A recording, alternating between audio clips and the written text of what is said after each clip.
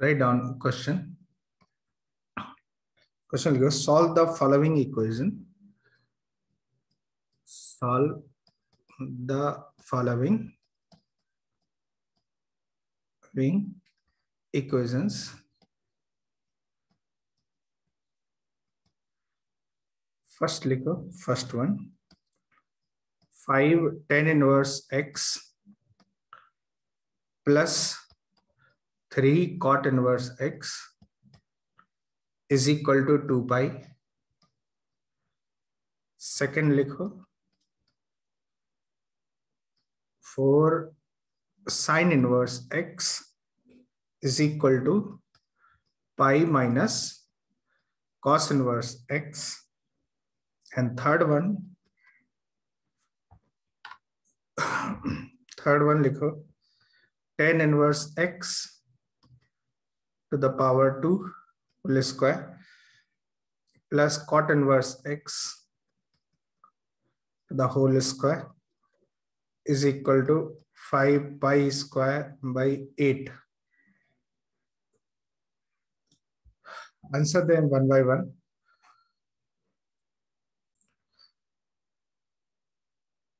देखो पहला कैसे सॉल्व करेंगे, किसी से आंसर आया क्या पहले का? नहीं, चलो इसको देखो कैसे करेंगे। इसको ऐसे लिख सकते हैं क्या कि 2 tan inverse x plus 3 times tan inverse x plus cot inverse x equal to 2 pi. तो 2 tan inverse x is equal to 2 pi minus 3 और ये कितना होता है? पाई बाई 2 के इक्वल होता है। लास्ट क्लास में अपन ने ये फॉर्मूले अपन ने देखे थे। तो 2 pi minus 3 pi by 2 is pi by 2. So 2 tan inverse x is equal to pi by 2. So tan inverse x is equal to pi by 4. इसका मतलब है कि x का वैल्यू कितना हो जाएगा? x is equal to 1. तो पहले का जो आंसर आएगा वो आ जाएगा 1. अच्छा, सेकंड सॉल्व करना है। सेकंड सॉल्व कर लेते हैं। सेकंड कैसे सॉल्व करेंगे? सेकंड वन, ये क्या गिवन है, इसको ऐसे लिख सकते हैं क्या? 4 sin inverse x plus cos inverse x is equal to pi और 3 sin inverse x plus sin inverse x plus cos inverse x equal to pi. तो यहाँ पे कितना हो जाएगा? ये तो पाई बाई 2 हो गया, तो 3 sin inverse x is equal to pi by 2। देखो पाई में से पाई बाई 2 सब्ट्रैक्ट होगा तो पाई बाई 2 बचेगा। इसका मतलब है कि साइन इनवर्स x का वैल्यू बचा पाई बाई 6, पाई बाई 6 हो गया। तो ऐसा x बताओ जहां पे साइन इनवर्स x की वैल्यू पाई बाई 6 हो। तो इसका मतलब x इक्वल टू हाफ।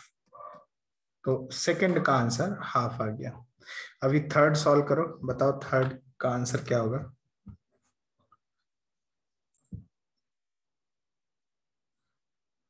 किसी से आंसर आया क्या? गौरव सर -1 आ रहा है। -1 आ रहा है ना? हाँ -1 ही आएगा आंसर। गुड, इसका आंसर जो है दैट इज -1। इसका आंसर है x equal to -1।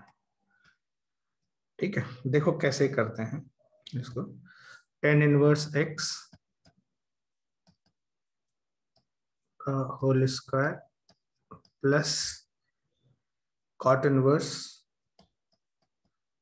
x the whole square is equal to 5 pi square by 8, ऐसा है।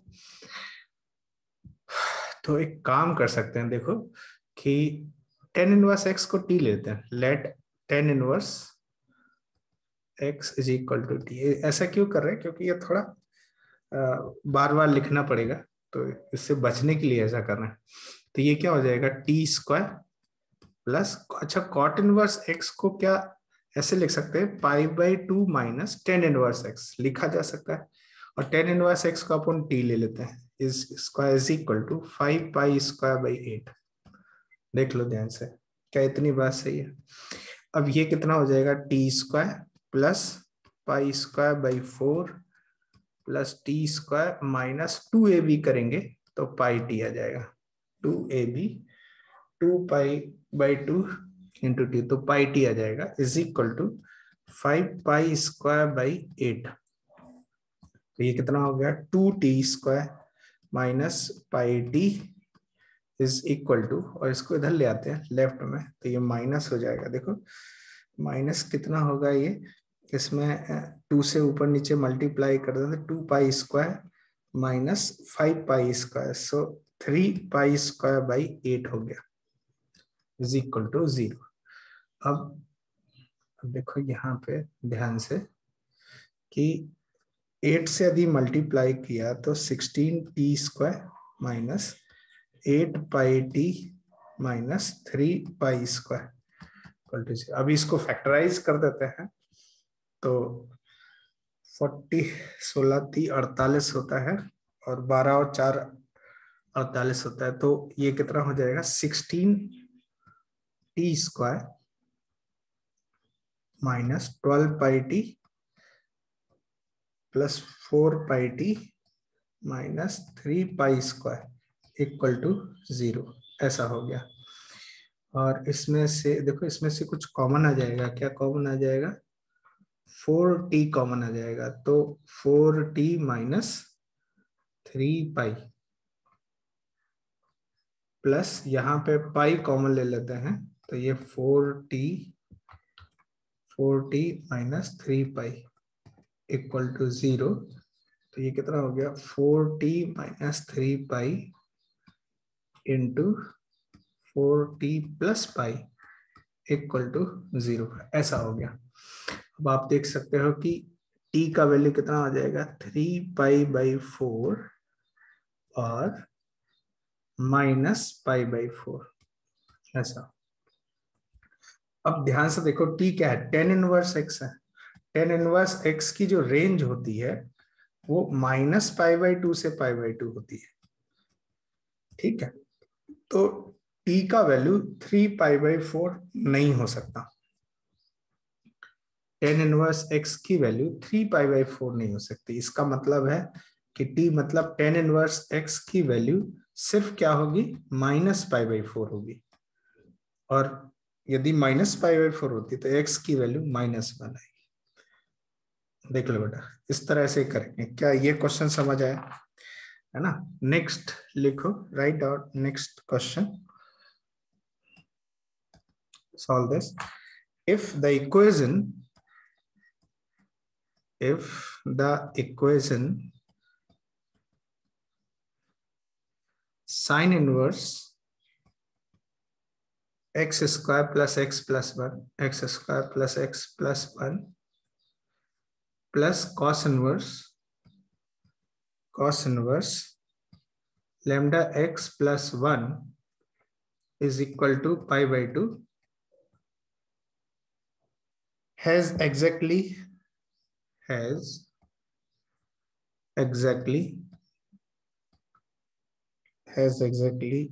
two distinct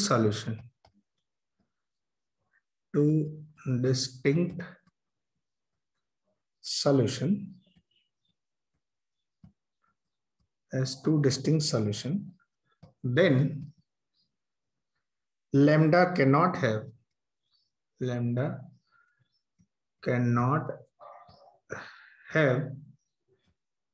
the integral value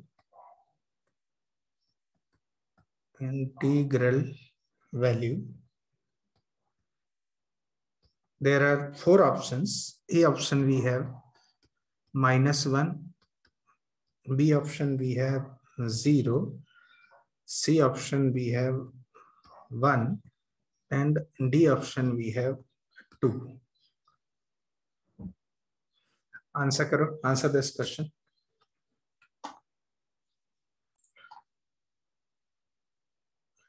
answer मिला क्या सर बच्चा? सर 1 आ रहा है। हाँ 1 ही आएगा, वेरी गुड, यही आंसर है। देखो यहाँ पे हो क्या रहा है, क्या कह रहा है, sine inverse x plus cos inverse x equal to pi by two, ये तो होता ही है। लेकिन ये तभी होगा जब ये और ये दोनों कैसे हो जाए, सेम हो जाए। मतलब x square plus x plus one is equal to lambda x plus one होना चाहिए। इसको सिंप्लीफाई कर लेते हैं तो x square plus x minus lambda x equal to zero. X common ले लेते हैं तो मिलेगा x plus one minus lambda equal to zero. तो x की वैल्यू क्या क्या आ रही, जीरो कॉमा और कितना आ जाएगा ये लेमडा माइनस वन। ये दो सॉल्यूशन देखने को मिलेंगे। अब ये क्या कह रहे हैं कि the system has two distinct solution, दो डिस्टिंक्ट सॉल्यूशन मतलब दो अलग अलग सॉल्यूशन मिले, तो ये और ये दोनों अलग अलग होने चाहिए। तो दिक्कत कहाँ है, जब ये एक हो जाए, जब zero is equal to lambda minus one हो जाए तो ये दिक्कत है। तो लेमडा की वैल्यू यदि वन हो गई तो प्रॉब्लम है। So lambda can not be one. So C is the correct option. क्या इतनी बात समझ आई सबको? राइट। और नेक्स्ट लिखो, नेक्स्ट हेडिंग लिखो, एडिशन, एडिशन पब्लिक सब्ट्रैक्शन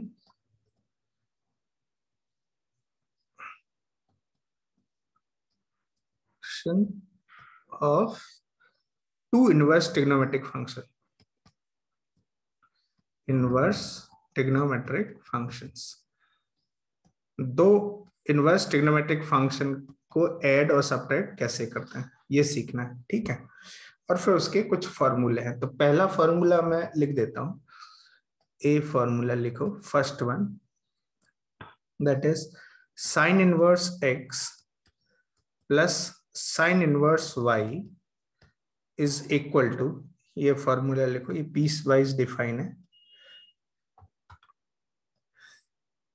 कहने का मतलब है कि इसकी जो वैल्यू आती है वो sine inverse x under root one minus y square plus y times under root one minus x square, ये आता है। लेकिन इसके साथ कंडीशन ये होती है कि मैं x जीरो से बड़ा, y greater than equal to zero, साथ ही साथ x square plus y square so less than और इक्वल टू, लेस देन और इक्वल टू वन होना चाहिए। यदि ये कंडीशन है तो ये फॉर्मूला आराम से लग जाएगा ऐसे, ठीक है।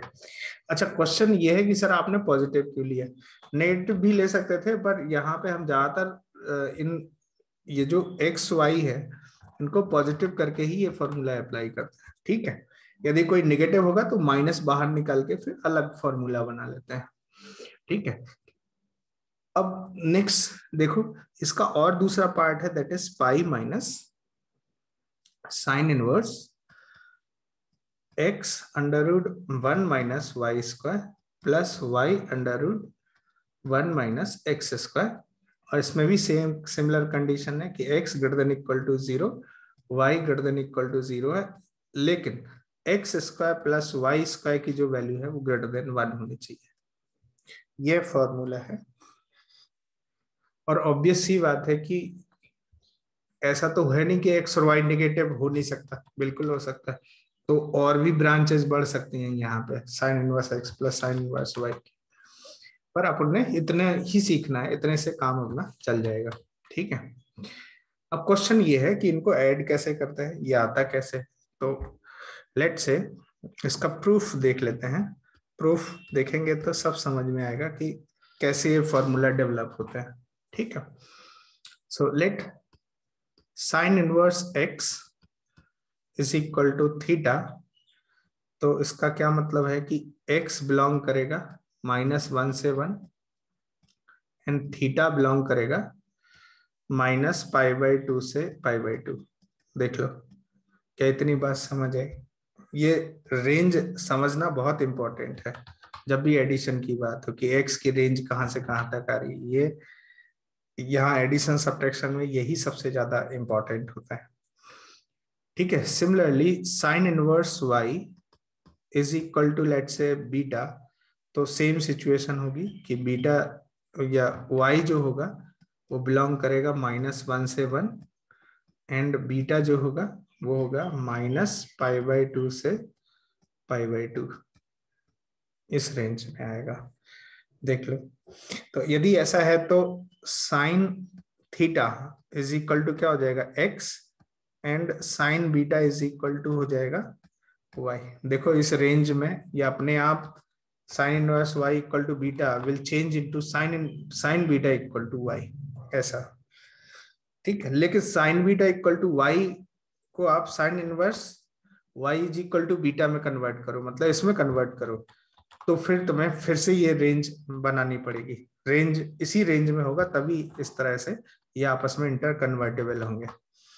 ठीक है, अब यहाँ पे ये देखो प्लस, ये इन दोनों का ऐड करना है, तो बेसिकली करना क्या है, थीटा प्लस बीटा चाहिए, थीटा प्लस बीटा चाहिए। तो यहाँ पे अपन ना एक काम करते हैं, जैसे यहाँ पे अपन को क्या चाहिए, थीटा प्लस बीटा, और यहाँ पे साइन इनवर्स है, तो sine of theta plus beta की वैल्यू निकालने की कोशिश करते हैं।